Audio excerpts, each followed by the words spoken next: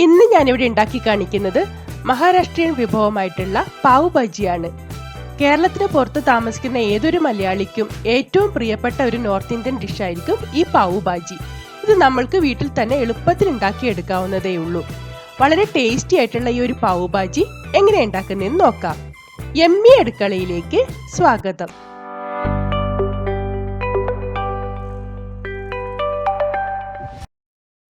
ആദ്യം തന്നെ നമ്മൾക്ക് ഭാജി ഉണ്ടാക്കാൻ തുടങ്ങാം. അതിനുവേണ്ടി ഞാനിവിടെ കുറച്ച് പച്ചക്കറികൾ എടുത്തിട്ടുണ്ട്.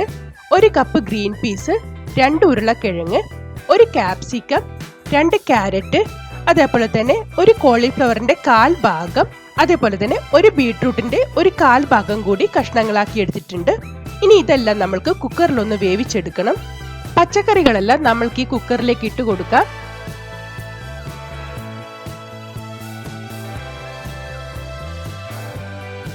അതിനുശേഷം ഇതിലേക്ക് ആവശ്യമായിട്ടുള്ള ഉപ്പും പാകത്തിന് വെള്ളവും ചേർത്ത് നന്നായി ഒന്ന് മിക്സ് ചെയ്തതിന് ശേഷം മൂടി അടച്ചു വെച്ച് ഇത് നല്ലവണ്ണം വെന്ത് കുഴയുന്ന രീതിയിൽ ഒന്ന് വേവിച്ചെടുക്കണം. അതായത് നമ്മൾ ഓവർ കുക്കാക്കി എടുക്കണം. ഞാനിവിടെ 6 വിസിൽ അടുപ്പിച്ച് നന്നായി വെന്ത് കുഴയുന്ന ഒരു പാകത്തിൽ ഇത് വേവിച്ചെടുക്കുന്നുണ്ട്. 6 വിസിൽ അടിച്ചതിന് ശേഷം ഞാനിവിടെ കുക്കർ ഓഫ് ചെയ്ത് വെച്ചിട്ടുണ്ടായിരുന്നു. ഇപ്പോൾ കുക്കറിലെ പ്രഷറൊക്കെ പോയിട്ടുണ്ട്. ഇനി നമ്മൾക്ക് മൂടി തുറക്കാം. പച്ചക്കറികളൊക്കെ നല്ല വെന്തുടയുന്ന പാകത്തിൽ വെന്ത് കിട്ടിയിട്ടുണ്ട്. ഇനി ഇത് നമ്മൾക്ക് നന്നായി ഒന്ന് മാഷ് ചെയ്തെടുക്കണം. ഒരു മാഷർ വെച്ചിട്ട് നന്നായി ഒന്ന് ഉടച്ചു കൊടുക്കണം.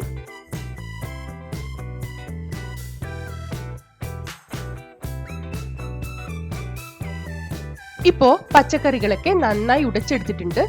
ഇത് മതിയാവും. ഇനി നമ്മൾക്ക് മസാല ഉണ്ടാക്കാൻ തുടങ്ങാം.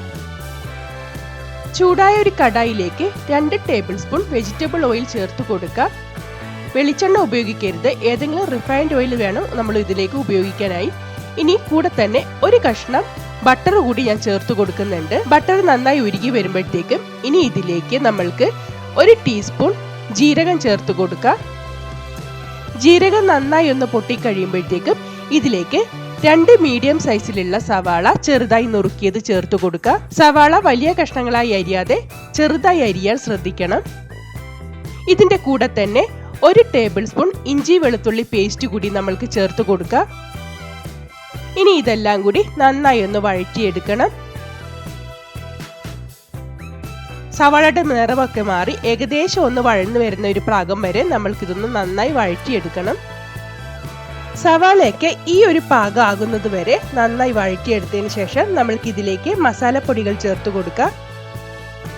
1 ടീസ്പൂൺ മുളക് പൊടിയും 2 ടീസ്പൂൺ പാവ് ഭാജി മസാലയുമാണ് ഇതിലേക്ക് ചേർത്ത് കൊടുക്കുന്നത്. പാവ് ഭാജി മസാലയൊക്കെ ഇപ്പൊ നാട്ടിലെ എല്ലാ സൂപ്പർ മാർക്കറ്റുകളിലും അവൈലബിൾ ആണ്. ഇനി ഇതിന്റെ പച്ചമണം മാറുന്നത് വരെ ഒന്ന് വഴറ്റി കൊടുത്തതിന് ശേഷം ഇതിലേക്ക് 2 തക്കാളി മിക്സി ജാറിലിട്ട് ഒന്ന് പേസ്റ്റ് ആക്കിയത് ചേർത്ത് കൊടുക്കുന്നുണ്ട്. നിങ്ങൾക്ക് ഇതുപോലെ പേസ്റ്റ് ആക്കി എടുക്കുന്നില്ലെങ്കിൽ ചെറുതായി അരിഞ്ഞ് ചേർത്താലും മതിയാവും. ഇനി ഈ തക്കാളിയൊക്കെ നന്നായി ഒന്ന് വെന്ത് വെള്ളമൊക്കെ വറ്റി ഒന്ന് എണ്ണ തെളിയുന്നത് വരെ നന്നായി ഒന്ന് വഴറ്റിയെടുക്കുക. ഇത് പെട്ടെന്നായി കിട്ടും.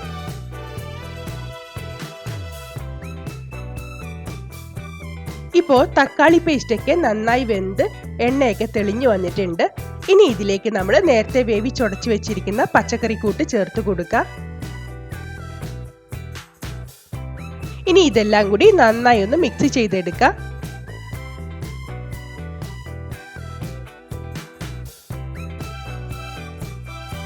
നിങ്ങൾക്കിത് കുറച്ചുകൂടി ലൂസ് ആക്കണമെങ്കിൽ ഒരല്പം കൂടി വെള്ളം ചേർത്ത് കൊടുക്കാവുന്നതാണ്.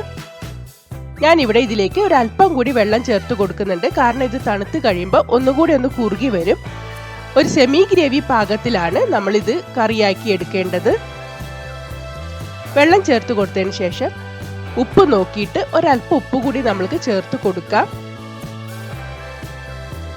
ഇതെല്ലാം കൂടി ഒന്ന് മിക്സ് ചെയ്തതിന് ശേഷം നന്നായി ഒന്ന് തിള വരുന്നത് വരെ നമ്മൾക്കൊന്ന് വേവിച്ചെടുക്കാം. ഇപ്പോൾ കറിയൊക്കെ നന്നായി തിളച്ച് വന്നിട്ടുണ്ട്.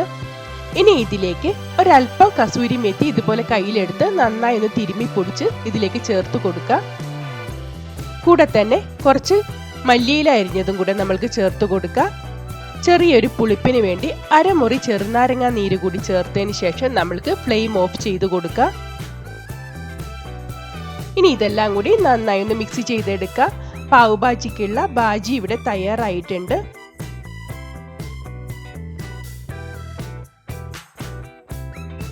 ഞാനിവിടെ ഒരു പാക്കറ്റ് പാവ് ബൺ എടുത്ത് വെച്ചിട്ടുണ്ട്.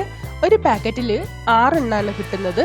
ഇതുപോലെ നടർത്തിയെടുത്തതിന് ശേഷം ഓരോ ബണ്ണും നമ്മൾക്ക് ഇതുപോലെ ഒന്ന് അടർത്തിയെടുക്കാം. അതിനുശേഷം ഒരു ബണ്ണിന്റെ നടുവേ വെച്ച് ഇതുപോലെ നമുക്കൊന്ന് കട്ട് ചെയ്ത് കൊടുക്കാം. ഇതേപോലെ തന്നെ എല്ലാ ബണ്ണും നമ്മൾക്ക് ഇതുപോലെ ഒന്ന് കട്ട് ചെയ്ത് മാറ്റാം. ഇനി ഇത് ബട്ടറിലൊന്ന് ടോസ്റ്റ് ചെയ്തെടുക്കണം. ചൂടായ ഒരു തവയിലേക്ക് ഒരു ചെറിയ കഷ്ണം ബട്ടർ ചേർത്ത് കൊടുത്ത് ബട്ടർ എല്ലാ ഭാഗത്തേക്കും നന്നായി ഒന്ന് സ്പ്രെഡ് ചെയ്ത് കൊടുക്കുക. ഇപ്പോൾ ബട്ടറൊക്കെ നന്നായി ഉരുകി വന്നിട്ടുണ്ട്. ഇനി ഇതിന്റെ മുകളിലേക്ക് കുറച്ച് മല്ലിയില അരിഞ്ഞത് നമ്മൾക്കൊന്ന് സ്പ്രെഡ് ചെയ്ത് കൊടുക്കുക. ഇനി ഇതിന്റെ മുകളിലേക്ക് നമ്മൾ മുറിച്ചു വെച്ച ഓരോ ബണ്ണും ഇതുപോലെ ഒന്ന് വെച്ച് കൊടുത്തതിന് ശേഷം ഒന്ന് തിരിച്ചു മറിച്ചു ഇട്ട് നന്നായി ഒന്ന് മൊരിയിച്ചെടുക്കുക. ഒരു ഭാഗം നന്നായി മൊരിഞ്ഞു വരുമ്പോൾ നമ്മൾക്ക് തിരിച്ചിട്ട് കൊടുത്ത് രണ്ട് ഭാഗവും നന്നായി ഒന്ന് ബട്ടറിൽ മൊരിയിച്ചെടുക്കുക.